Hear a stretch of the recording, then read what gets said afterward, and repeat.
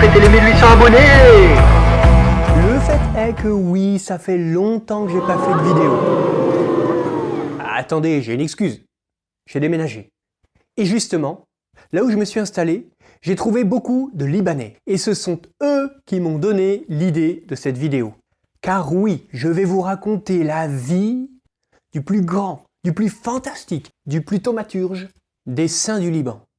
J'ai nommé Saint Charbel. C'est le 8 mai 1828 que naît le petit Youssef à Beka Kafra, au nord du Liban. C'est un village reculé et perché à 1650 mètres d'altitude. La vie est rude, mais il faut reconnaître que la nature est splendide. Hélas, son père meurt alors qu'il a 3 ans. Le petit Youssef, hein, pas son père. Enfin, tu m'as compris. Bref, après des années difficiles, sa mère se remarie avec un homme qui sera ordonné prêtre plus tard. Ah oui, j'ai oublié de vous dire, ils sont catholiques maronites, et chez les maronites, les hommes mariés peuvent être ordonnés prêtres. Non, je dis ça au cas où il y a certains catholiques qui seraient encore étonnés de savoir que chez les catholiques, il y a des prêtres mariés. Du coup, Youssef, ses 2 frères, ses 2 sœurs grandissent dans un environnement très pieux qui leur donne à tous le goût de la prière. Mais ce qui va donner aussi à Youssef le goût de la prière, c'est une vache.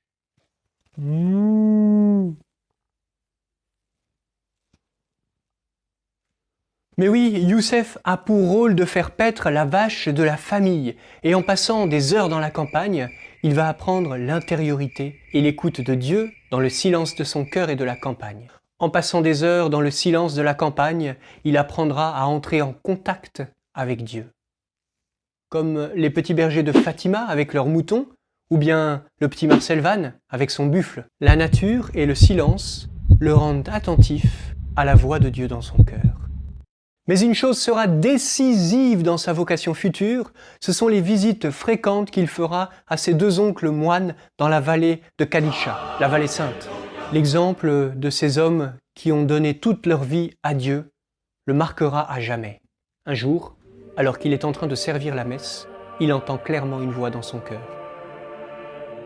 Quitte tout et suis le Christ. À 23 ans, il quitte tout et sans même prévenir sa mère, il se rend au monastère Notre-Dame de Maïfouk pour donner définitivement sa vie à Dieu. Seigneur, je vous en prie, que la force brûlante et douce de votre amour absorbe mon âme et la retire de tout ce qui est sous le ciel. C'est quelques mois plus tard qu'il recevra son nouveau nom, Charbel. Je vous passe rapidement les étapes de son parcours. 5, 4, 3, 2, 1. Il part se former au monastère Saint-Maroun d'Anaya. Il fait ses vœux définitifs à 25 ans en 1853, part ensuite dans un autre monastère pour étudier pendant 6 ans, et enfin être ordonné prêtre à 31 ans, le 23 juillet 1859. Il retourne ensuite à Anaya pour 16 années comme simple moine, et au milieu de ses frères, il prie et il travaille dans l'humilité la plus totale. Mais voilà, comme tous les amoureux de Dieu, Charbel veut toujours plus. Il se sent attiré par une vie d'ermite. C'est un peu comme Bernard l'ermite, mais là c'est Charbel l'ermite. Tu comprends ? En fait, c'est partir dans la solitude d'un ermitage au-dessus du monastère d'Anaya. En effet, c'est là que le Seigneur l'attend pour forger son âme et achever dans sa chair ce qu'il manque encore aux souffrances du Christ. Durant 23 ans, Charbel va vivre dans une grotte de 6 mètres carrés, sans aucun confort, avec un seul maigre repas par jour constitué de pain, de fruits ou de pommes de terre. Il peut dormir 5 heures par nuit, mais lui, il décide de dormir 3 heures par nuit. Normal. Et bien sûr, comme tous les moines, il offre tout ce qu'il fait au Seigneur. Il fait les moissons, les vendanges, il coupe du bois, il taille les vignes. Mais le cœur de sa journée, c'est bien sûr la prière et la célébration de la Sainte Eucharistie. C'est le cœur du cœur pour Charbel. Le cœur du cœur. Bon alors je sais que pour toi, homme du 21e siècle, ce mode de vie te paraît complètement, quoi? Original? Excentrique? Absurde? Inutile?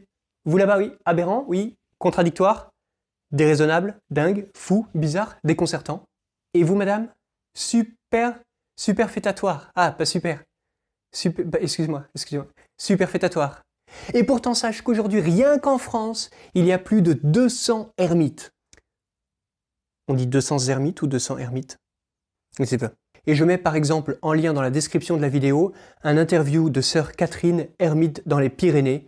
Écoute quelques minutes au moins de cette interview, c'est fantastique. Mais revenons à nos moutons. Là, c'est bon, là.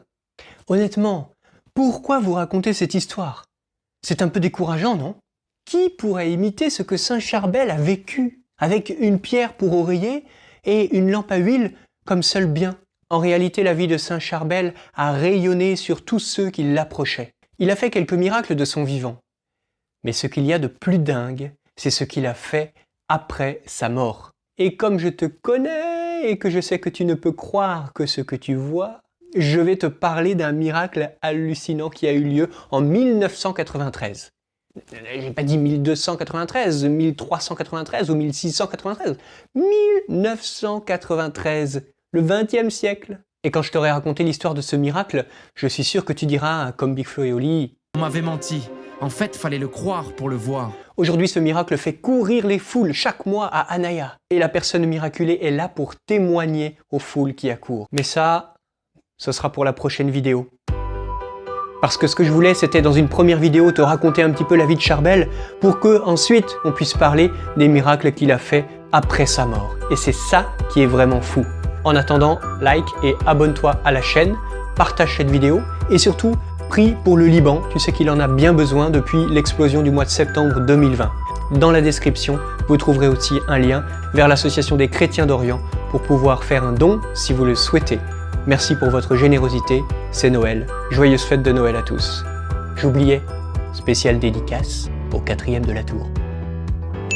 God bless you.